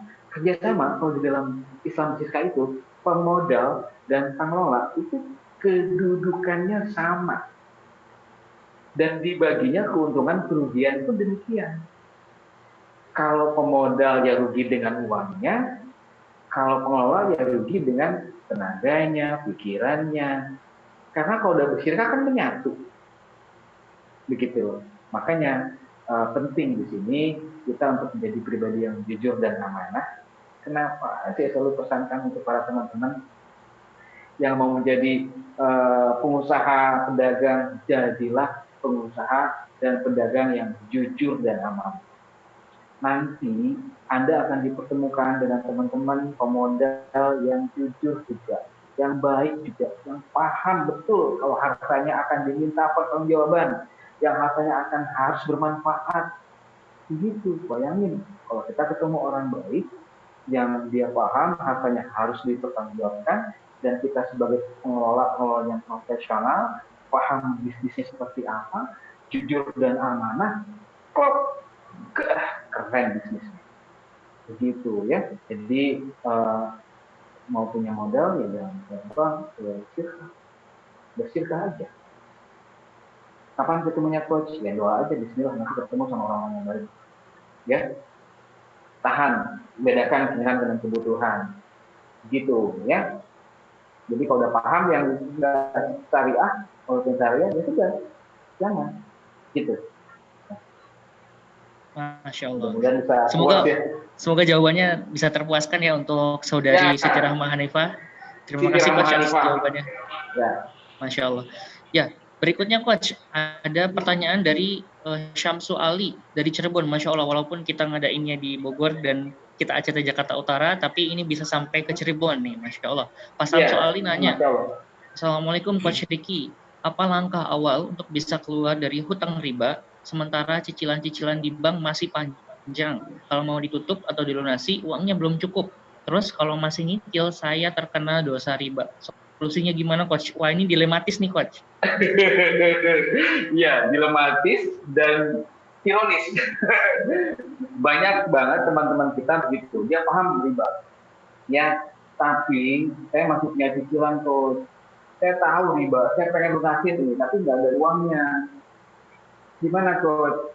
Pertama, saran saya jual asetnya. Kalau ada aset yang lain, misalnya ada ya yang lain apa lah ya, mau kendaraan ke, mau properti ke, atau apa, silahkan jual untuk melunasi. Coach, saya nggak punya juga coach, asetnya itu juga, punya motor, ya itu lagi nyicil, punya rumah, ya itu lagi nyicil. Jadi gimana saya lunasinya coach? Nah ini. Jadi ada beberapa skema, ya, ada beberapa skema untuk lepas dari riba. Pertama, rawat inap ya kayak pasien aja. Jadi maksudnya, ya ditargetin tuh, cicilannya tinggal berapa sih? Misalnya cicilan tinggal 3 tahun lagi, sebulannya 2 juta. Bisa nggak ditambah cicilannya lebih besar lagi biar cepat lunasnya? Misalnya jadi 4 juta, 5 juta sebulan cicilannya biar cepat lunas lagi. Seperti itu. Atau nego ke banknya, ya ditutup banknya, lisinnya untuk dipersingkat dan diflatkan tanpa bunga. Ada yang begitu, ya. Ujungnya apa? Dikencengin income-nya, ditambahin income-nya. Caranya bagaimana? Kerja lebih keras lagi, kalau berdagang lebih giat lagi. Seperti itu. Ibadahnya dikencengin lagi, jadi akhirnya punya duit lebih untuk bisa cepat lunasinya. Oke, yang kedua, amputasi itu ya berarti dilepasin. Jadi kalau punya kendaraan lagi kecil, terus gimana, saya nggak pengen lagi, ya udah, nggak usah, kasih aja ke leasingnya, ini motornya, ini kuncinya, ini mobilnya, ini kuncinya, kasih aja, saya udah nggak bisa lagi untuk mencicil gitu. Sampaikan kalau ke teman-teman leasing dan bank itu gak usah angkuh ya, maksudnya itu gak usah mengajarkan oh ini kan riba ini, janganlah ya, mereka kan dari situ hitamnya ya, nanti malah marah.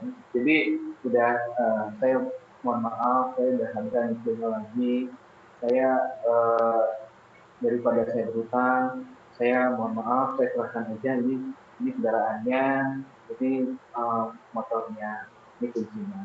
Terus jadi gimana coach? Ya sekarang kita prihatin dulu. Begitu. Kata Ibu, yang namanya perjuangan itu perlu pengorbanan, ya. Dan untuk mencapai surganya Allah itu kan juga nggak mudah ya. Jadi harus harus diperjuangkan. Makanya, jadi harus rela. Jadi kalau misalnya, coach saya kan udah terbiasa pakai mobil ya, pakai motor dulu. Gak apa-apa, coach. Jadi gimana dong kalau saya nggak ada motor juga? Pakai angkot. Ya pakai angkot, nggak apa-apa. Lagian zaman sekarang angkutan transportasi udah banyak kok. Di handphone tinggal mau pakai apa ya? Mau kemana-kemana tinggal share log aja udah bisa. Jadi jangan ada alasan untuk taat. Gini loh, ada sebuah cerita riwayat ya. Waktu Rasul disuruh untuk menggeser kiblat, itu kan diriwayatkan di saat sholat asar, ya. Malaikat Jibril mengatakan, wahai Rasul, ubahlah arah kiblat Anda dari Masjidil Aqsa ke Masjidil Haram. Itu diriwayatkan di saat ruku. Nah, saat ruku, apa Rasul bilang? Kalau bahasa sekarang ya, Jibril, ente bisa nggak nyampeinnya pas nanti aja, pas selesai asar, nanti dilakukannya pas maghrib. Nggak begitu. Rasul langsung memutar arah. Itu namanya kalau udah diperintahkan sama Allah, sudah ya sudah. Itu ya. Waktu satu lagi diriwayatkan waktu turunnya khamr diharamkan, minuman arak diharamkan ya. Waktu itu Madinah masih diperbolehkan minum arak. Akhirnya turun ayat minum arak tidak boleh, diharamkan. Itu diriwayatkan penduduk Madinah itu seperti lautan arak katanya, karena bau di mana-mana, wah pokoknya langsung dibuang, langsung dibuang. Ada nggak yang bilang begini, wahai Muhammad, bilang sama Tuhan kamu, jangan sekarang keluar ayatnya, nanti aja, nunggu seminggu deh, kan belum balik modal nih. Gitu. Jadi nggak seperti itu, langsung gitu, langsung action. Ya itulah. Jadi kalau saya sih lebih menyarankan seperti itu. Jadi ya kasih aja, cukup. Jadi nggak usah lagi dengan hutang dan riba. Bismillah, kalau kita yakin bisa, pasti bisa. Kalau saya bisa, Anda pasti bisa. Yakin ya? Masya Semangat tuh, Allah. masih muda lagi, tenang ya. Pakai motor putih dulu nggak apa-apa. Yang penting tidak dit bunyinya. Gitu. Oke, Masya Allah, silakan. tabarakallah. Perjuangan butuh pengorbanan apalagi untuk menggapai surganya Allah gitu ya. Jadi yuk Betul. perbanyak ikhtiarnya dan juga ibadahnya dikencengin. Berikutnya Coach masih ada pertanyaan dari Dina. Assalamualaikum warahmatullahi wabarakatuh. Coach Ricky mau tanya, kalau bunga tabungan atau bunga deposito dari bank syariah termasuk ribakah? Karena ada saudara saya dapat warisan uangnya didepositokan di bank syariah, setiap bulan bunganya diambil buat bantu hidup sehari-hari, Coach. Terima kasih. Ya, jadi begini Bapak Ibu. Konsep dasarnya adalah kalau kita menabung bank, sebetulnya bank syariah ada juga yang tidak riba, itu yang wadiah ya. Jadi titipan akadnya. Kalau titipan kan tidak ada lebihnya tuh, karena cuma titip ya. Nah kalau deposito ini jelas banget nggak boleh, haram, walaupun di bank syariah. Karena kenapa begini? Karena begini, kalau kita uh, menaruh uang, dan kalau bank syariah kan mengatakannya ini bagi hasil ya, bagi hasil. Berarti hasil itu kan atas usaha, ya, atas usaha. Berarti uang kita yang di bank itu diusahakan, entah itu ditaruh di mana, ya kan, diusahakannya apa, itu bank yang tahu. Padahal seharusnya orang yang punya uang itu tahu uang kita itu diusahakannya apa, gitu loh. Jadi misalnya bank syariah ini menanam ke perumahan ini, ke usaha ini, nah itu mesti tahu. Kalau kita kan deposito itu nggak tahu, tahu-tahunya ya uang kita dapat aja. Bedanya kalau konvensional bilang bunga, kalau syariah bagi hasil, nah seperti itu. Tetap aja itu lebih. Riba itu kan kelebihan artinya. Nah itu yang tidak boleh. Jadi sama aja, ya tetap haram. Jadi nggak usah deposito, nabung aja, akadnya wadiah, ya akadnya wadiah, berarti tidak ada lebih. Terus gimana Coach? Ada juga solusinya, beli emas. Beli emas simpan yang mau di bank boleh. Kan kalau simpan ada jasanya, boleh dong, itu boleh. Ya simpan ke safe deposit itu, karena di rumah nggak punya deposit misalnya, ya atau mau simpan di lemari takut ada maling atau segala macam, simpan di bank. Nah di bank ada biayanya, itu halal, boleh, karena ada biaya. Dia jatuh akan dasar dari penyimpanan tadi, gitu ya. Jadi kalau deposito janganlah, boleh deposito, ya nabung aja, akad wadiah, titipan. Oke? Ya. Oke, jadi untuk Bu Dina lebih baik pindahkan uangnya untuk beli emas ya, Coach ya, untuk diinvestasikan pada Ya, emas. investasiin aja ke emas atau investasi ke teman-teman yang mau usaha tuh, ya kan? Yang usahanya apa biar diputerin ya, gitu. Oke. Coach, masih ada waktu untuk satu pertanyaan terakhir, Coach. Oke, Nah, ini silakan. dari Ibu Risma Kurnia. Assalamualaikum Coach Ricky, saya mau tanya mengenai pinjaman KUR, kredit usaha rakyat. Itu kan buat kredit usaha rakyat. Kalau pinjam dana KUR untuk penambahan modal atau bayar hutang itu, hukumnya gimana ya Coach? Mohon penjelasannya agar saya tambah yakin. Terima kasih. Ya, oke. KUR, saya juga pernah tuliskan soal KUR ini. Jadi KUR itu bahasa lain dari riba. Karena kalau kita minjem uang ke bank itu riba. Gitu ya, Coach? Iya riba. Karena kalau kita pinjam uang di Bapak Ibu ya, tolong bisa diingat sekali lagi apa di base bawahi atau di stabilin ya. Kalau kita pinjam 100, kembali 100. kita pinjam 1.000, kembali 1.000. Good. Kalau kita pinjam 100, kembali 110. Riba.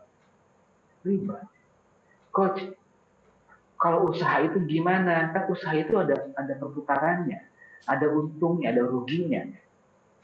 Berarti wajar dong bagi hasil, akadnya dibenerin dulu. Akad sama banknya nih apa nih? Gitu loh. Pinjam modal, oke, good, berarti syirkah. Benar, boleh berarti. Tapi bank itu menanggung kerugian nggak? Kalau kita usahanya lagi drop, atau kalau usaha itu begini, usaha itu kalau bulan ini untungnya 50, bulan besok untungnya 70, bulan lusanya lagi untungnya 30. Kalau cicilan bank, flat nggak? Bukan berdasarkan profit sharing kan? Kalau bagi hasilnya berdasarkan profit sharing, itu boleh. Syirkah namanya. Tapi ini kan bank enggak. Pokoknya setiap bulan sekian.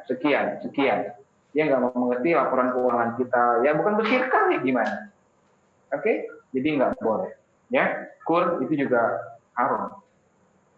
Ada ustadz yang bilang, ada nggak bank sekarang yang pinjam 100 kembali 100, pinjam 1.000 kembali 1.000. Saya mau deh pinjam 1.000 gitu ya. Jadi nggak ada bank yang mau pinjam 100 kembali 100, nggak ada. Demikian ya. Jadi kur itu riba.